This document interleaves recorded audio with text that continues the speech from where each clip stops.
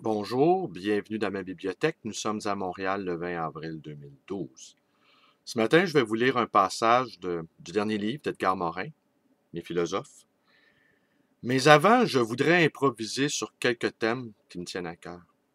Je viens de lire à l'instant un commentaire de Louis-Philippe Hébert, que j'aime beaucoup, un excellent écrivain, qui dit sur Facebook que les jeunes sont en train d'accumuler 6 mois de retard. Le Québec est en train d'accumuler 6 mois de retard.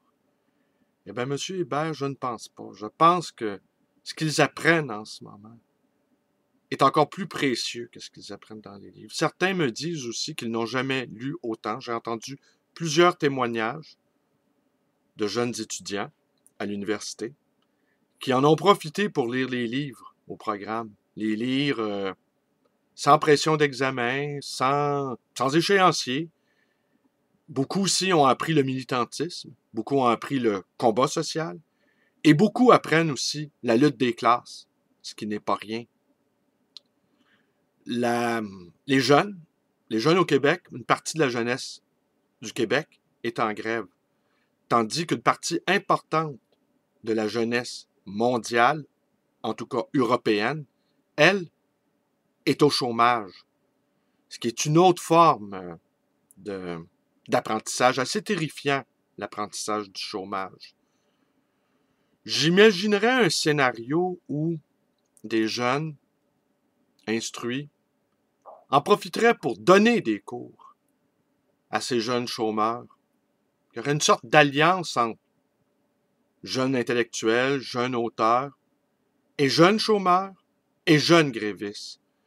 Je pense que nous sommes sur le point d'assister à toutes sortes d'alliances.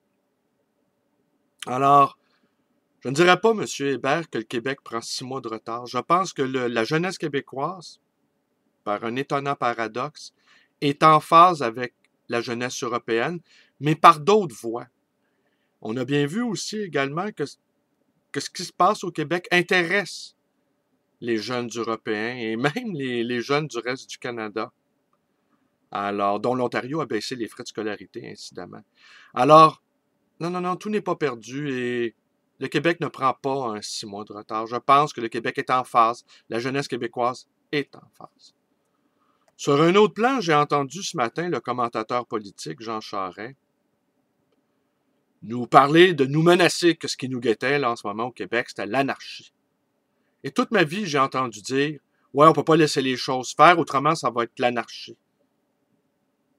Eh bien ça, là, la menace de l'anarchie, ça reste toujours le fin mot de l'histoire. Quand quelqu'un décide d'imposer sa volonté à l'autre, il le fait toujours sous prétexte que ça ne doit pas être l'anarchie. Et je m'interrogeais ce matin sur le goût du pouvoir de certains hommes. On voit en France avec quelle énergie, l'énergie du désespoir, que Sarkozy s'accroche au pouvoir. Il est désespéré, cet homme-là. C'est plutôt pathétique, selon moi. Je m'interroge également sur nos politiciens au Québec, sur cette volonté du pouvoir. Au fond, pourquoi Pauline Marois veut tant de pouvoir? Ce désir de pouvoir m'apparaît malsain, au fond, finalement. Et qu'on ne me dise pas que pour faire changer les choses, il faut prendre le pouvoir. Non, je ne le crois pas. Je pense qu'on peut changer les choses par des actions évidemment collectives et par également des actions individuelles. Comme j'en ai fait mention récemment dans une de mes vidéos sur l'ouvrage de Holloway, que j'ai pas encore commencé, mais je comprends qu'il y a des pistes là-dedans. Alors, cette menace-là de l'anarchie, on sait également que la police de Montréal, les services secrets canadiens également, ont une cellule pour observer ces dangereux personnages que sont les anarchistes. Quand on relit la guerre d'Espagne, on s'aperçoit aussi qu'ils ont été les premiers à être éliminés. Les communistes et les royalistes s'entendaient pour changer le monde à leur façon. Ils n'avaient pas envie d'avoir des hommes libres autour d'eux. Hier aussi, pour rester dans l'improvisation, j'ai regardé le film sur DVD, L'imposture d'Ève Lamont. Et j'étais bouleversé, j'étais emballé par le courage de ces femmes qui témoignent à l'écran de leur passé de prostituées et qui ont montré qu'on pouvait s'en sortir de la prostitution, mais ô combien c'était difficile. J'ai été soufflé aussi par la détermination de Rose Dufour. Franchement, là, d'ailleurs, depuis déjà des années, depuis toujours en fait, je suis un farouche abolitionniste. Est-ce parce que j'ai grandi dans le quartier le plus difficile de Montréal, qu'on appelait le Faubourg Amblas, qui est maintenant le centre-sud, village gay également, où on voit, pour répondre à mon ami Cyril, où on voit énormément de jeunes prostituées au coin des rues. Et on les voit grandir, moi qui ai toujours vécu presque dans ce quartier, où on les voit grandir, où on les voit devenir malades et enfin on ne les voit plus.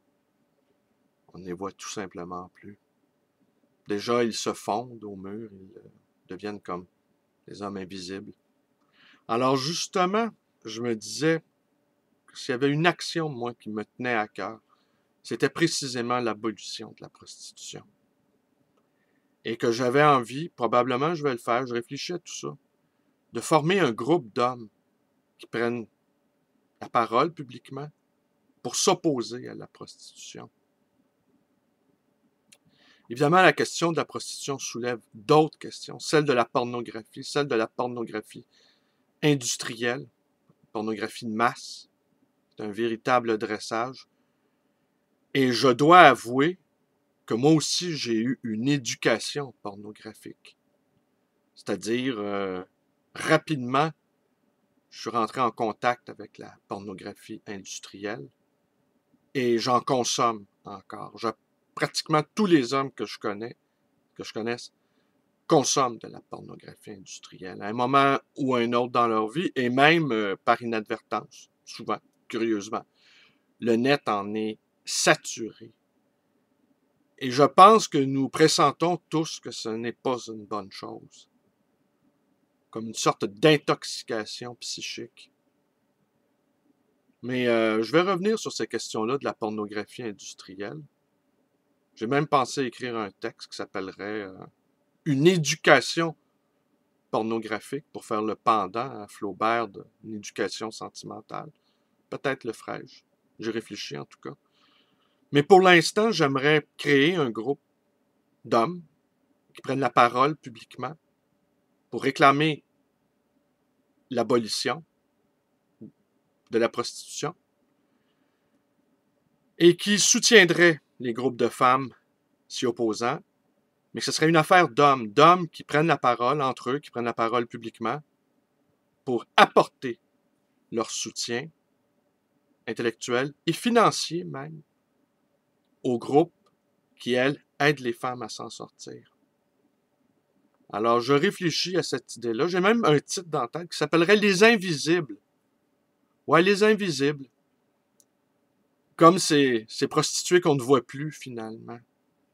Et les invisibles aussi, parce que la majorité des hommes ne consomment pas de la prostitution. Et c'est un scandale pour nous tous aussi qu'une société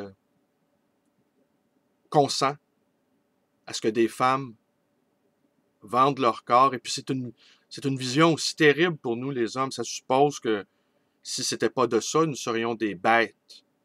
Et je pense que nous avons encore beaucoup de chemin pour développer une réflexion sur les rapports sexuels, sur les rapports hommes-femmes. Alors voilà, écoutez, finalement, je lirai rien aujourd'hui. Ça va être un éditorial en chemise, improvisé. J'avais envie de parler d'anarchie, j'avais envie de parler de prostitution. J'avais envie de vous lire un passage de Edgar Morin, mes philosophes, sur Dostoïevski. Ce sera pour une autre fois. Allez, bonne journée. Alors, si mes vidéos vous plaisent, ben, vous pouvez vous abonner à ma chaîne YouTube B. Lalonde de Sang. Vous pouvez également devenir un camarade. Peut-être je suis obligé de recommencer toute la vidéo complète.